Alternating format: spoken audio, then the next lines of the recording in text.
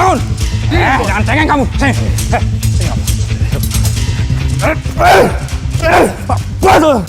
Bertahun-tahun saya menantikan hal itu terjadi. Saya kurang lebih itu umur 8 tahun.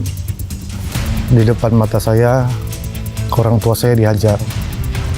Di depan mata saya, mama sama papa saya itu ditendang. Dan disitulah tertanam satu dendam. Dan saya berpikir ketika saya besar nanti, saya akan habisin orang-orang yang pernah menyakiti orang tua saya. Duit belum dapat hari ini, Bos. Sabar, ntar juga lewat. Saya itu mulai gabung dengan orang-orang preman. Dan saya situ udah mulai merangkul preman-preman juga. Dan saya pengen memang jadi pemimpin antara mereka. Tuh, sikat tuh, Mangsa. Kenapa, Mas? Lewat-lewat aja lu nggak ada misi-misinya. Serahin tas lo.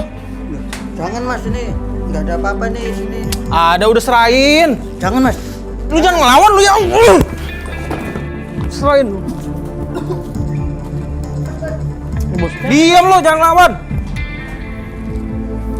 Boleh juga nih. Diam lo.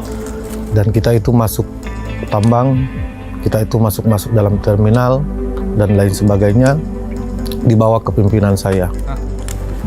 Gitu doang ya? Kere lo. Udah bagi lo. Udah sana. Lumayan lah ya. Lumayan, Bos. Jadi waktu itu saya ada satu masalah yang bagi saya itu sudah tidak bisa lagi saya tanggulangi karena akibat dari dendam-dendam lama itu.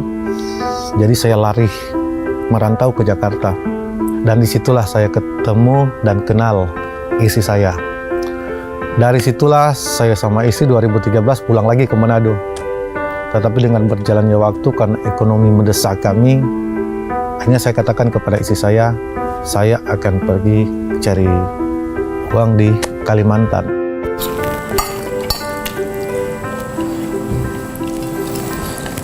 Pak, kamu yakin mau pergi ke sana? Iya. Aku yakin, Ma. Kamu tenang aja ya, Ma. Aku nggak bakalan kembali kok ke masa lalu aku yang suram, Ma. Dan aku janji, aku nggak akan buat onar lagi. Ya, karena kan tujuan aku sana itu kan buat cari duit, Ma. Gimana supaya kehidupan kita, anak-anak kita semakin membaik. Ya.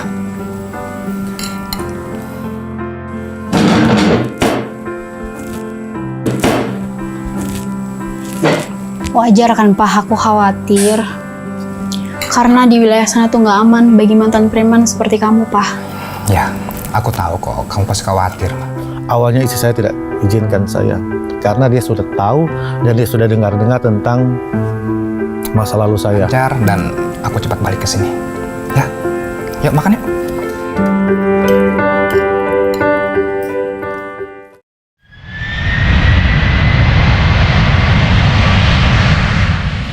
Ketika saya di Kalimantan, akhirnya saya jatuh di situ malah lebih dalam. Ketika saya ada di satu daerah pertambangan, saya sering melakukan hal-hal yang sering membunuh, sering bacok. Saya berpikir bahwa disitulah saatnya di mana saya harus merealisasikan dendam saya. Buat saya, mau proyek besar maupun kecil, gak masalah. Tugas kamu jangan lupa hubungi lagi orang yang saya cari itu. Pastiin bawa dia ke sini hidup-hidup. Paham? Tenang aja Ketua, orang seperti itu saya bantu, kita sikat sampai mampus. Mantap tuh. Bagus. Saya pengen omongan kamu. Saya suruh ke teman-teman yang lain, gimana caranya untuk mereka bisa hubungi orang itu supaya mereka itu bisa datang di tempat di mana kami bertambang. Dendam itu bisa melupakan segala-galanya. Si istri saya abaikan. Dia sudah tahu saya udah kembali ke hidup yang lama. Halo.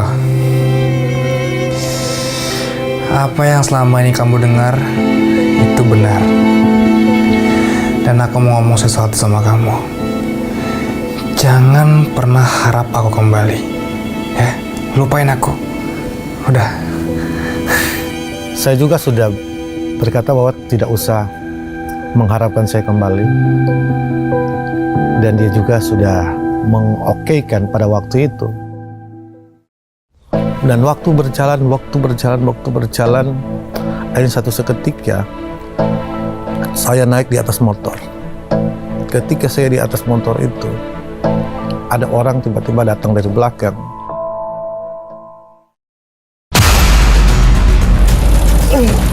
Dia hajar saya. Tetapi karena saya refleks, saya dari motor saya harus langsung lompat. Ketika saya mau rabah, apa yang dia sudah lakukan di belakang kepala saya itu, ternyata dia itu bukan hajar pakai tangan, tetapi dia hajar saya itu pakai parang. Saya mau teriak tapi kayaknya suara saya udah hilang. Jadi dia itu sudah tidak hajar lagi saya, dia yang kabur karena di pikiran dia saya itu udah pasti mati.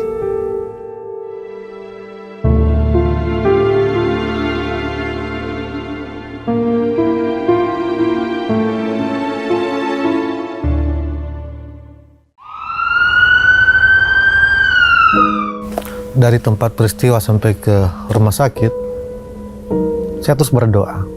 Saya menyadari bahwa inilah satu tujuan Tuhan atau satu alasan Tuhan ke saya itu untuk saya mau kembali lagi. Dan pada waktu itu saya terus berdoa, Tuhan, kalau Tuhan izinkan saya hidup, saya akan menyerahkan diri saya sepenuhnya untuk Tuhan.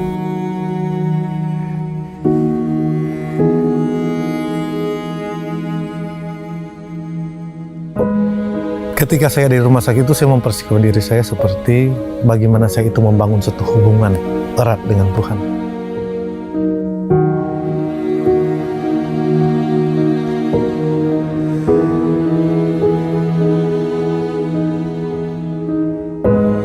Ketika saya membangun hubungan dengan Tuhan, saya tuh memperbanyak untuk berdoa,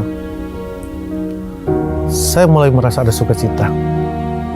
Kenapa? Karena selama ini yang ada, yang tertanam, bahkan sudah berakar, yaitu dendam, itu mulai beransur hilang, terlepas. Semakin dekat kita dengan Tuhan, dendam itu semakin hilang. Dan itu yang saya alami dalam diri saya.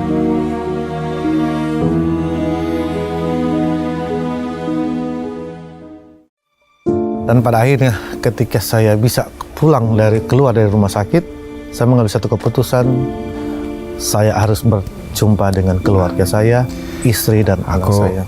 Benar-benar minta maaf ya, Ma. Aku udah buat Mama sangat kecewa. Dan Papa sangat berterima kasih banyak, Ma. Mama udah mau terima Papa kembali ke sini, Ma. Ternyata Tuhan gak tidur ya, Pak. Selama kamu gak ada di sini, aku selalu berdoa, selalu berlutut kepada Tuhan agar kamu dikembalikan ke rumah ini dan kembali melayani Dia, Pak.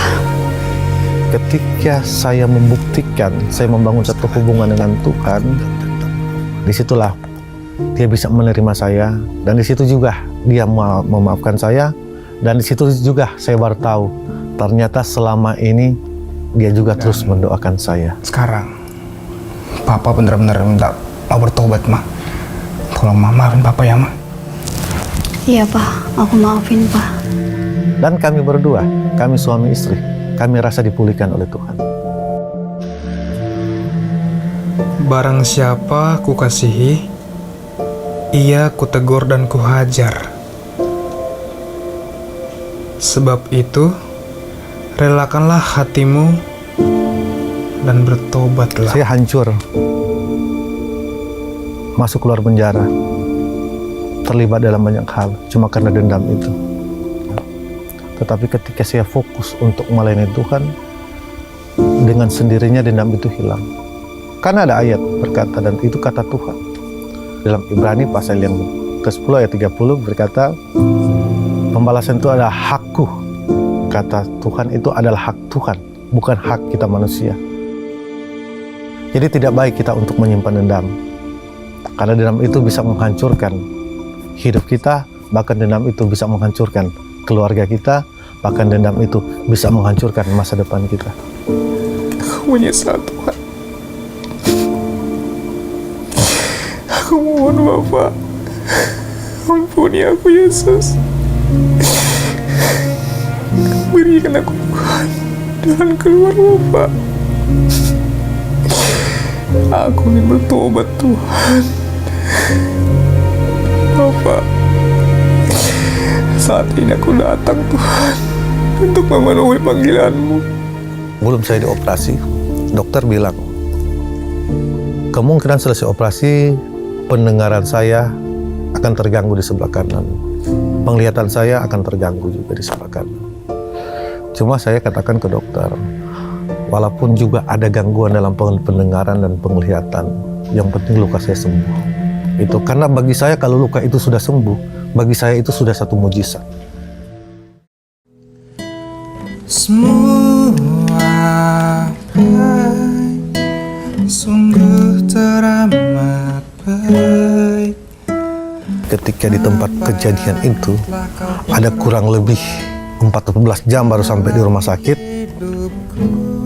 Jadi itu perjalanan yang sangat jauh, darah begitu banyak. Tetapi saya selama perjalanan saya cuma mengangkat tangan saya. Saya katakan terima kasih Tuhan. Karena ini bagian dari teguran. Saya percaya Tuhan mengasihi saya. Saya percaya bahwa Tuhan itu sayang ke saya. Saya percaya ini maksud Tuhan yang luar biasa bagi saya. Nah itu aja yang saya doakan. Saya bilang Tuhan, kalau Tuhan masih izinkan untuk saya hidup, saya akan kembali melayani Tuhan. Dan saya akan tinggalkan apa yang selama ini yang saya tanamkan di dalam diri saya, yaitu dendam. Saya akan lupakan dan saya akan hapuskan di dalam diri saya.